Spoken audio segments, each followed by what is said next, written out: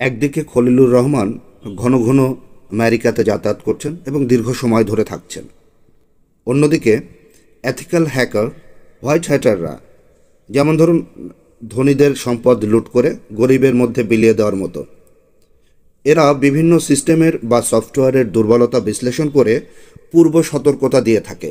তারা বিভিন্ন পদ্ধতি অবলম্বন করে ফাঁদ পেতে dark web, email, message, phishing বা ম্যালওয়্যারের বিশ্লেষণের মাধ্যমে তথ্য সংগ্রহ করে।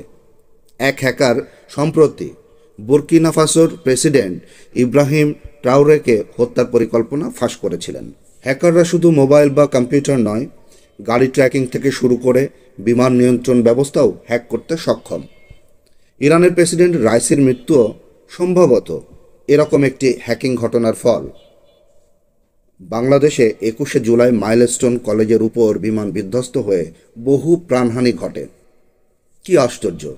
এই হ্যাকার আগেই সতর্ক করেছিল স্কুল ভবন ধ্বংস হবে। স্বাভাবিকভাবেই প্রশ্ন উঠেছে, এই দুর্ঘটনা কি পরিকল্পিত ছিল? মাত্র 12 মিনিটে উড্ডয়ন শেষে বিমানটি কিভাবে সরাসরি স্কুল ভবনে গিয়ে পড়ে? এই ঘটনাটি নিছক দুর্ঘটনা নাকি সুপরিকল্পিত ষড়যন্ত্র?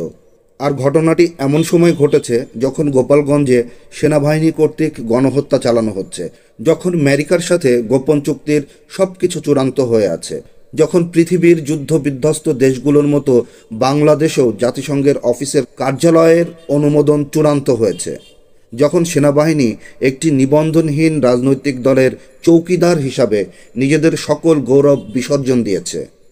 ম্যাটিকুলাস ডিজাইনের ধারাবাহিক সর্বনাশ বাংলাদেশে এখনও চলছে। আপনি সাবধান আছেন নাকি সেই 2024-এর মতো বাটপারগুলোর পাতা ফাঁদে নিজেকে জড়িয়ে দিচ্ছেন? সতর্ক থাকুন, দেশ নিয়ে ভাবুন, দেশের মানুষ নিয়ে ভাবুন, দেশকে রক্ষা করুন, স্বাধীনতা পুনরুদ্ধার করুন।